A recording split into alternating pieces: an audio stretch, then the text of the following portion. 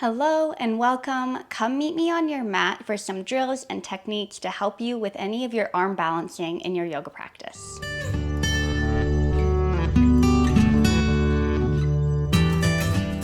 So you're gonna start in tabletop position once you come onto your mat. So as you do land on all fours, hands and knees, we'll warm up the spine with cat-cow. Taking your first breath in to arch your back, lift the chin up to the sky and open your throat. And your exhale to round your spine, tuck your chin, tuck your tailbone. A few more like so. Arch your back, lift the chin, and exhale, round your spine. We just want a few more rounds of this just to find this articulation of the spine. And so we can warm up not only our spine itself, but also our neck, our shoulders, and our hips. So really feeling into that chain of movement from the pelvis all the way to the crown of your head. Just one more round. Breathing in, arch, and breathing out, round. Come back to a neutral spine, and then tuck both of your toes under and take a downward facing dog. Lift both of your knees away from the mat, hips up towards the sky. So before we attempt any inversions or arm balances in our practice, we always want to make sure the body is warm and that we are prepared to go upside down. So you might pedal your legs a little bit in your downward dog. This is your first inversion right now. So just feel that sensation of your head below your heart. And then as you take your next inhale, you're going to rock forward to a high plank position. Your shoulders stack above your wrists. Make sure that you can lengthen your stance out enough so you have that alignment. And then keep hands and feet where they are. Downward facing dog, your hips hike back up. And then a few more like that. Inhale, rock forward, high plank. Exhale, downward dog, hips lift. 3 more. Breathe in, wave your spine forward. Find length in your spine as you arrive. And then exhale, bring your hips back and up. 2 more. Inhale, high plank, wave forward, round forward, find length. Exhale, downward dog, hips lift. 2 more. Breathe in, high plank, move forward. Downward dog, exhale, move back.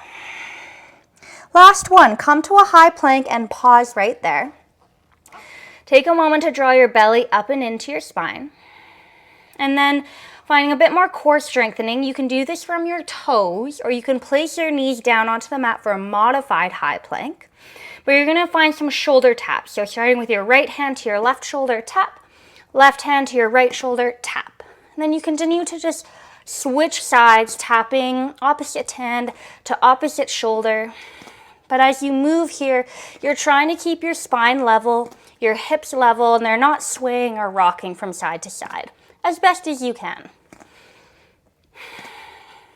Keep going for 5, 4, 3, 2, last one. Keep holding your high plank. Breathe in and breathe out. Stay level in your hips, and then bring your right knee to your right elbow and tap. High plank, step back. Left knee to left elbow and tap and step back. And then you just move side to side like so. Right side, left side. Crunching and stepping back. Crunching and stepping back. You might start to feel your heat pick up. This start to become a little bit more challenging, but your breath stays full. Your hips stay level. And you can always take that modified version of knees to the ground. Whew. Feeling that fire in your core and in your shoulders. Let's go for 3 more. For 3. Keep breathing for 2. And last one. Really nice. Take a rest in your child's pose, knees to the ground. Whew. Rock your bum to your heels. And take your fingertips towards the heels of your feet. As you lower your head And you lower your chest to the ground. Give your shoulders, give your core a break, give your wrists a break.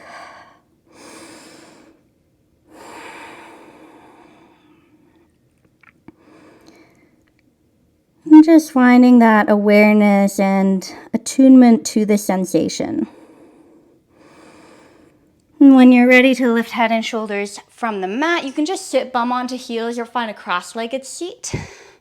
You'll interlace both of your fingers, both of your hands, and then just give your wrists a good figure eight. So just working all of that arm balancing out, flushing all of that away. Once you've done a few rounds in that direction, just switch which ways you're going. Wonderful. Give the wrists a little bit of a shake out, the arms a little bit of a shake out. We're going to continue to add on a little bit. So from that high plank, you're going to meet in a low plank. So that means elbows onto the ground. And because we're working into our inversions, perhaps a forearm stand, I'm going to have my palms flat on the ground and my elbows hip or shoulder distance apart. As you step your feet back, you come into your low plank. You may be doing this from toes or from knees. And again, a lot of our inversions in our arm balancing has to start with the awareness of our body and the awareness of our strength and which muscles to activate to keep us balanced when we're upside down or balancing on our hands. And so low plank is a perfect progression to that. Finding the little hike of your hips up, belly to spine, but also the pressure that you need of palms and forearms to the ground so you can keep this elevation in your shoulders and in your hips. Keep your breath steady. And then we're gonna move to a dolphin pose. So you start to walk your feet in, your hips pike up, and you look to the big toes at the back of your mat. Your legs can be straight or bent, your choice. This is still strengthening. You're still pushing the floor away from you with your elbows, and your head is lifted away from the mat.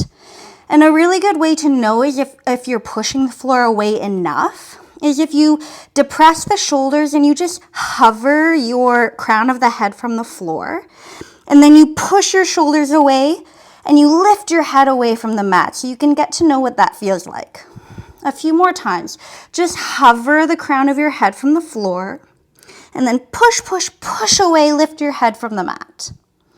For 4, lower and lift. 3, lower and lift. 2, any amount, does not matter the range of motion. And then last one. Beautiful. Bring your knees to the ground. Child's pose again. Whew. Give your arms a break.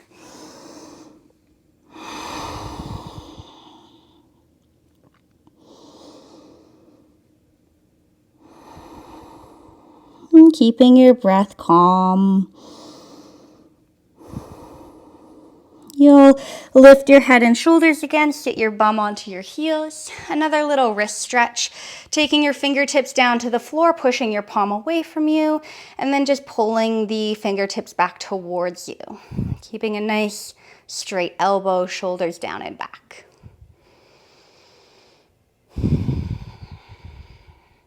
And then the next side, left fingertips down to the floor and guiding the fingertips back towards you as you push the palm away from you. And then our last little shoulder strengthener before we practice or try any of our inversions are those dolphin push-ups. So really similar to what we were doing with that depression and elevation of our head away from the ground, but this time just a bigger range of motion. So come back to your dolphin pose, palms flat on the ground, toes tucked, knees lift away from the mat, head hangs between your upper arm bones. Now again, make sure the crown of your head is off the floor. If it's on the ground, then you are just working on that elevation, lifting out of the shoulders and taking your head off the ground. If you are able to lift your head comfortably, your dolphin push-ups will take your gaze forward to look at the thumbs. You close the armpits and you bring your nose to your thumbs. And then you push away, look back at your big toes. And then just like that, you close the armpits, look forward, push away and press back. Good. Let's try that for 6. Finding the pause for 5. Your breath stays active for 4. Using the ground to push away for 3. For 2. And for 1. Really nice. Knees to the ground, child's pose, fingertips towards the heels, forehead on the mat.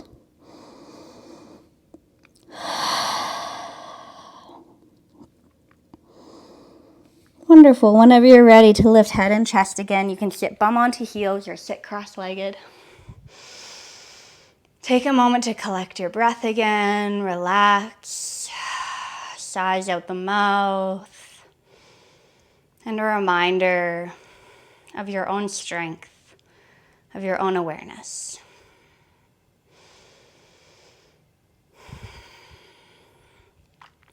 I hope this video was helpful for you to progress into any of your arm balances or inversions in your yoga practice.